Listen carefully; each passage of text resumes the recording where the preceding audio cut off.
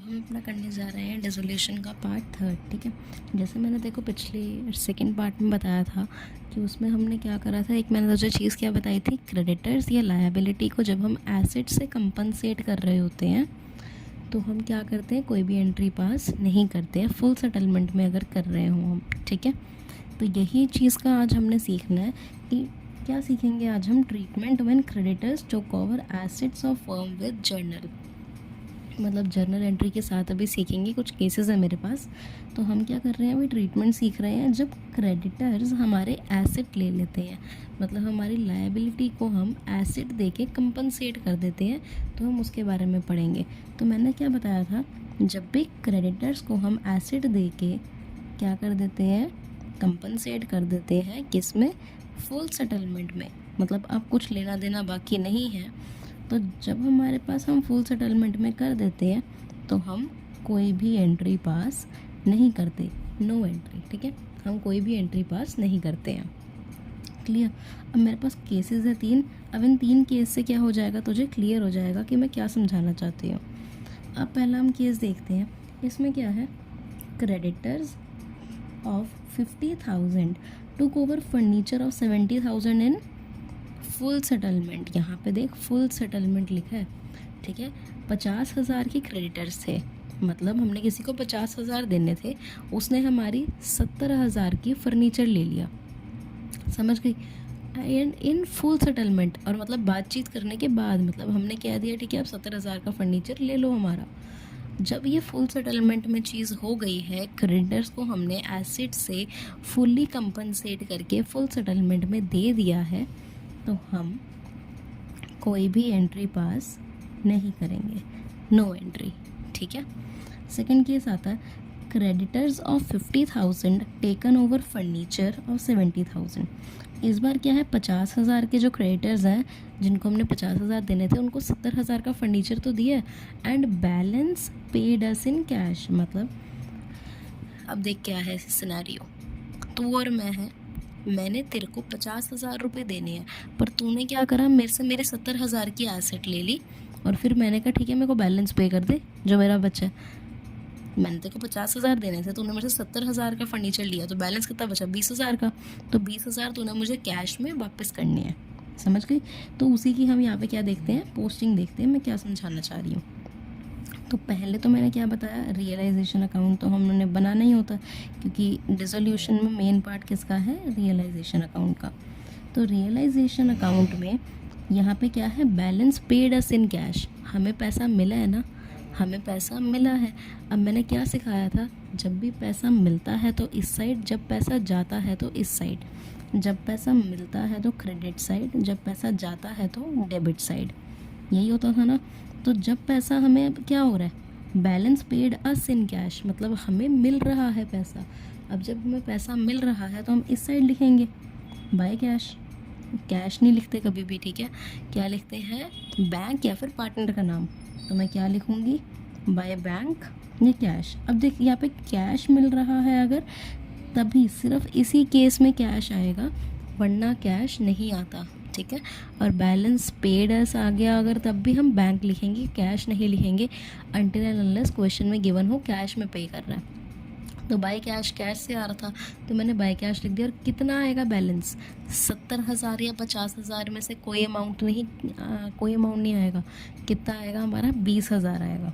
अब ये 20,000 क्यों आएगा, 20,000 हमारा इसीलिए आएगा क्योंकि हमें कैश में सिर्फ 20,000 ही मिल रहा है। जो हमने क्या बताया था मैंने, जब लायबिलिटी को हम सेटल कर रहे हैं किससे, एसिड को देके, तो उतने की एंट्री नहीं होती। जब अब वो हमें पे बैक कर रहा है, वो हमें पे बैक कर रहा है, कैश में कर रहा है, तो हम पे बैक करने वाले अमाउंट को ही सिर्फ यहाँ मेंशन करेंगे और क्रेडिटर्स को सेटल करने वाले अमाउंट को नहीं। ठीक है, तो अब जब ये चीज़ हमारी हो गई, हमने ये वाला कर लिया, उसके बाद हमने क्या करना है, इसकी एक एंट्री पास कर दे। इसकी एंट्री क्या बनती है वैसे मुझे बता, cash account debit to realisation, यही एंट्री बनती है। क्या बनेगी, cash account debit to realisation account. अब ये चीज़ तूने याद करनी है तो तू याद भी कर सकती है। जब भी पैसा आता है तो हम क्या करते हैं, कैश को डेबिट करते हैं ऑफ कोर्स, तो जब भी पैसा आएगा तो हम क्या करेंगे, cash account debit to realisation. जब भी पैसा जाएगा तो हम क्या करेंगे, रियलाइजेशन डेबिट टू कैश। इसकी अपोजिट, ठीक है। जब पैसा आएगा तो कैश टू रियलाइजेशन, जब पैसा जाएगा तो रियलाइजेशन टू कैश। क्लियर। अब ये चीज़ हो गई हमारी। अब हमारा थर्ड सिनारियो आता है। थर्ड सिनारियो देखते हैं। Creditors of 40,000 to cover furniture of 30,000 for 25,000। हमारे पास 40,000 के क्रेडिटर्स हैं। मैंने देखो 40,000 देने हैं हरलीन, ठीक है।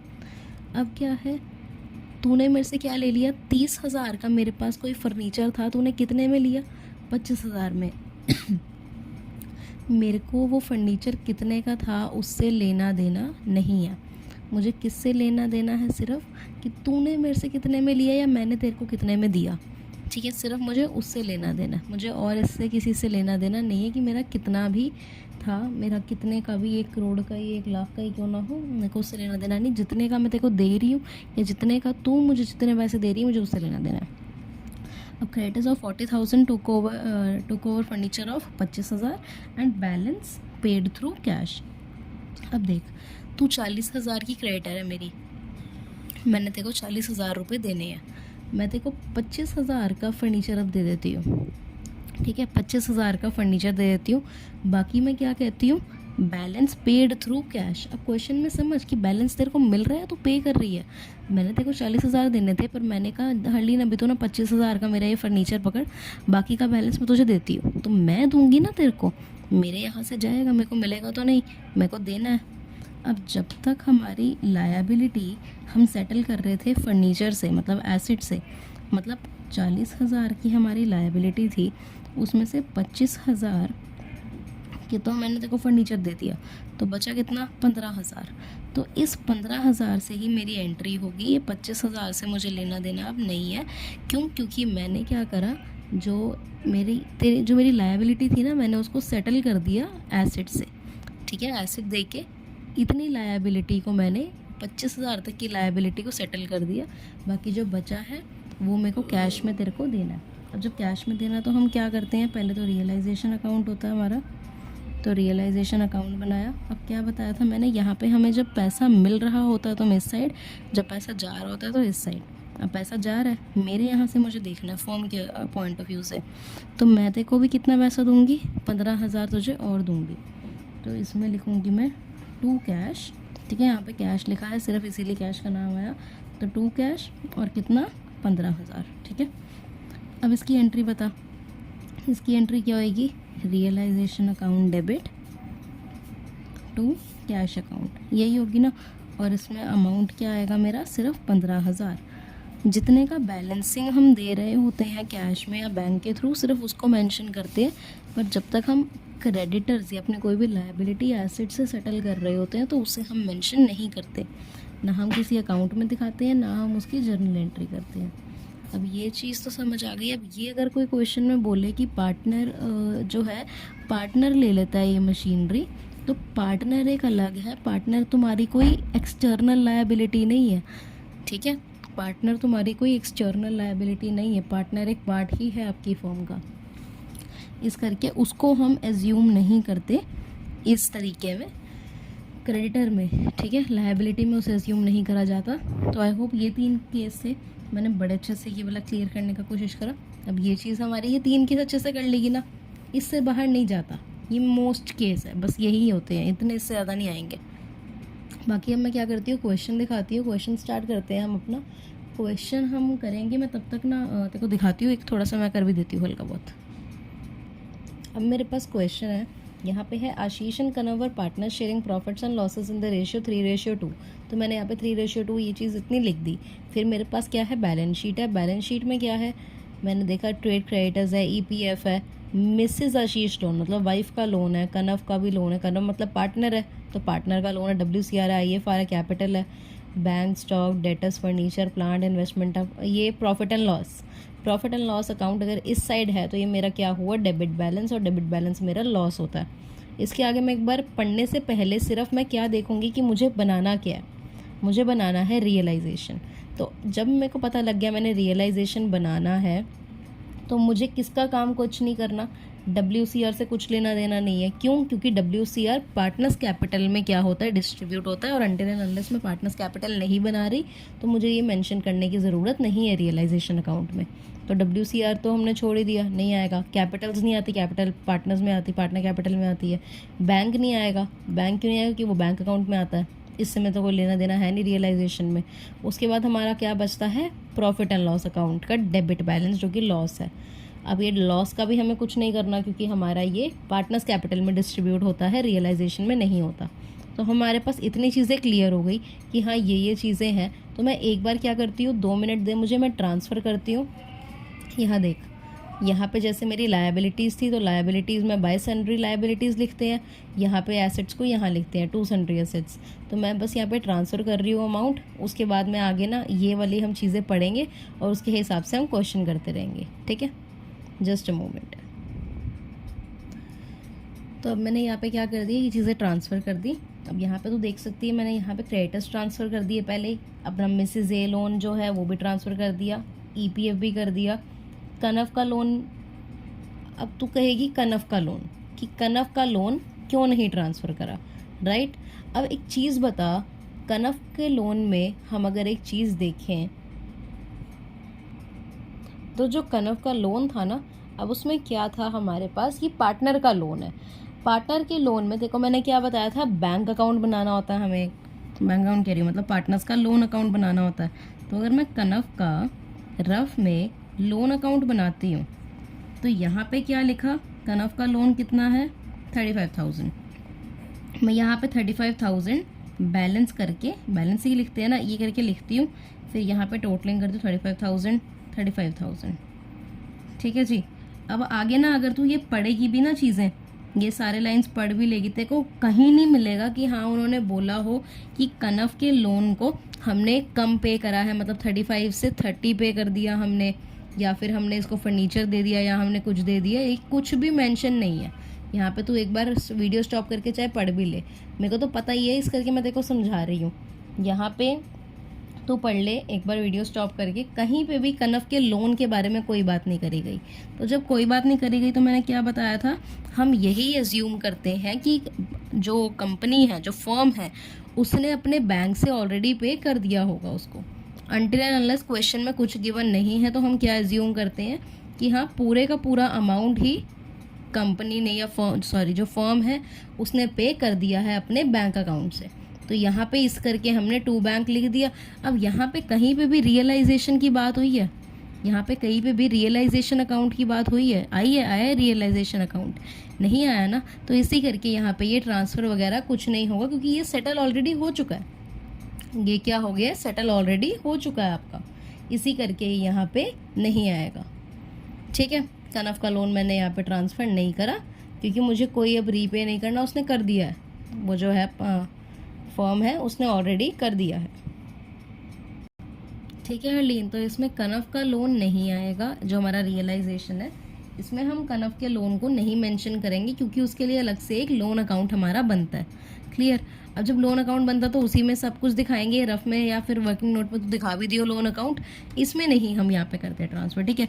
पिछले क्वेश्चन में आई थिंक मैंने गलती से कर दिया था, ये राजेश का लोन या किसी का लोन, वाइफ का लोन ट्रांसफ़र होता है बट पार्टनर का नहीं होता, ठीक है। तो गलती से मैंने शायद कर दिया हो तो तू रीचेक कर लियो, मतलब अब याद रखियो वो चीज़ ना, मेरे से शायद गलती हुई होगी आई थिंक। तो फिर अब हमने ये चीज़ें तो कर दी। यहाँ पे मैंने क्या करा, मैं तेरे को ये दिखा देती हूँ। यहाँ पे हमने ट्रांसफ़र करना था, तो ये देख मैंने यहाँ पे ये चीज़ें ट्रांसफ़र सारी कर दी हैं, ठीक है। अब मैंने ये क्रेडिटर्स वगैरह ये सब कर दिया। EPF WCR तो होगा नहीं, IFR को ट्रांसफ़र कर दिया, WCR नहीं होगा मैंने बता दिया, बैंक को हमने नहीं करना, स्टॉक कर दिया, डेटर कर दिया, फर्नीचर कर दिया, प्लांट एंड मशीनरी नहीं, प्लांट है, ठीक है। तो प्लांट एंड मशीनरी मैंने ऐसे लिख दिया, तो ये इसको भी कर दिया। फिर हमने इन्वेस्टमेंट को भी कर दिया।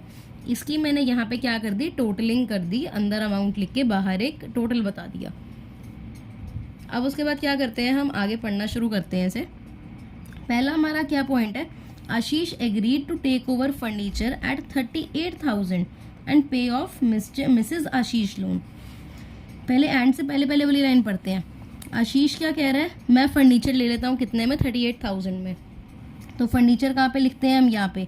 तो जब आशीष ले रहा है तो मतलब इस साइड ही लिखना है, पेमेंट सारी है सोल्ड जो भी कर रहे हो वो इस साइड आएगा। फिर अब इस साइड आ रहा है तो मैंने क्या लिखा यहाँ पे, बाय आशीष कैपिटल अकाउंट, यही आएगा ना, बाय आशीष कैपिटल अकाउंट। और वो क्या ले रहा है, वो ले रहा है फर्नीचर, तो ब्रैकेट में आप लिख दो यहाँ पे फर्नीचर। और कितने में ले रहा है उससे मतलब होता है सिर्फ 38,000 में ले, 38 लिख दिया। And pay off Mrs Ashish loan, तो मिसेज आशीष लोन यहाँ पे है, जैसे जब पे करने की लायबिलिटी रिस्पॉन्सिबिलिटी कौन ले रहा है, आशीष, तो यहाँ पे आएगा वो पैसा जाता है ना, मतलब तेरे को बताइए मैंने समझा ही दिया। तो टू आशीष कैपिटल अकाउंट, और यहाँ क्या है, वाइफ लोन लिख दो, ठीक है, वाइफ लोन लिख देना। और यहाँ पे कितने का है, वो 9,000 का है, तो ये भी मैंने मेंशन कर दिया। अब देखो, debtor realised 18,500 and plant realised 10% more. पहले तो डेटर रियलाइज हो रहा है ना, तो बाय बैंक खोलो, पहले क्या खोलो, बैंक खोलो। यहाँ पे क्यों खोला, क्योंकि डेटर्स है यहाँ पे, तो यहाँ पे अपोजिट साइड ही उसकी पेमेंट वगैरह होती है, तो बाय बैंक का मैंने खोला। अब यहाँ पे पहला क्या लिखना है मेरे को, डेटर लिखना है। तो डेटर कितने हैं मेरे, डेटर का हो रहा है मेरा 18,500 का। अब उसके बाद बोला प्लांट रियलाइज 10% मोर, मतलब प्लांट कितने का था, 2,10,000 का। प्लांट कितने का था, 2,10,000, ठीक है। उसमें बोला 10% मोर, मतलब 10% और जोड़ दे इसका 10%, इसका 10% क्या निकलेगा आपका, 21,000 ही निकलेगा। तो इसका जो 10% आपका आया है उसको आप क्या कर दो, इसमें ऐड कर दो, ठीक है। तो आपको कितना बन गया, 231,000। तो 231,000 का अब उसने बेचा है, तो यहाँ पे प्लांट लिखो इसके नीचे, और 231,000। क्लियर है, इतना ठीक है। आगे बढ़ते हैं। Kanwar took over 40% of the stock at 20% less than the book value. ये बहुत ही इंपॉर्टेंट पॉइंट है, बहुत ही ज़्यादा, ठीक है। मैं अभी क्या करती हूँ, एक सेकेंड यार, हाँ मैंने एक्चुअली चल मैं तेरे को जल्दी समझाने की कोशिश करती हूँ, ठीक है। फिर ना मेरे को लग रहा है इसकी बैटरी लो है, तो मुझे नेक्स्ट वीडियो बनानी पड़ेगी। ओके, तो क्या था, क्वेश्चन में गिवन है कनफ टुक ओवर 40% ऑफ क्या 40% ऑफ स्टॉक, ठीक है। तो 40% ऑफ स्टॉक, ऐसे तो आप मेंशन कर ही दो, 40% of stock at 20% less than the book value, 20% less then book value, ठीक है। ये चीज़ तो मैंने सिर्फ मेंशन कर दी तेरे लिए कि यहाँ तक को इतना पता लग जाए। उसके बाद लिखा हुआ एक point, sold at gain of 10%, ठीक है। ये 3 पॉइंट्स थे, तीनों पॉइंट मैंने तेरे सामने मेंशन कर दिए। अब यहाँ पे क्या है, मेरे पास स्टॉक कितने का, पहले तो ये देख, मेरे पास स्टॉक है 24,000 का। ये जो करवा रही हूँ बहुत ज़रूरी है, ये देख ले अच्छे से। 24,000 का स्टॉक है, उसमें से वो क्या बोलता है, 40% स्टॉक क्या है, कौन ले लेता है, कनफ के, यहाँ पे कनफ का देखते हैं 40%। क्वेश्चन में गिवन है 40% ऑफ स्टॉक कौन लेता है, कनव लेता है, ठीक है। तो 24,000 का 40% कितना होता है जी, 9600। अब बोलता है 40% स्टॉक लेता है कनव, 20% less than the book value, मतलब 96,000 का 20% क्या होता है, 96,000 का यहाँ पे आप 20% करोगे जब, तो आपका आएगा 1920, ठीक है। तो ये क्या होता है 1920, इसमें इन्होंने क्या बोला, less than the book value, 20% less में खरीदता है, मतलब माइनस कर 20%, कितना अमाउंट आया 7680। मतलब जो कनव है वो 9600 का स्टॉक कितने में ले लेता है, 7680 में। तो यहाँ पे जब इतना चल पहले मैं तेको करवाती हूँ ये पूरा, जो 96,000 का स्टॉक है कनव कितने में लेता है, 7680 में। तो बचा कितने का, अब 24,000 में से 9600 गया तो कितना बचा, 14400, ये तुम्हारा बचा। अब उसमें क्या बोला इन्होंने, sold at a gain of 10%। ये कोई पार्टनर नहीं ले रहा, इसको बैंक से मतलब बेच रहे हैं, तो 10% के गेन पे बेच रहे हैं। गेन तो एक तो मतलब प्लस होता है, और इसका 14400 का 10% कितना होता है, 1440, ठीक है। इतने में बेच रहे हो, प्लस करो, इसको प्लस करोगे तो आएगा 158,400। तो इतने में आप क्या कर रहे हो, इसको बेच रहे हो, ठीक है। ये बैंक से जाएगा, तो मैंने यहाँ पे बैंक लिख दिया। ये थी पूरी ये चीज़, जो पॉइंट था वो पूरा, ठीक है।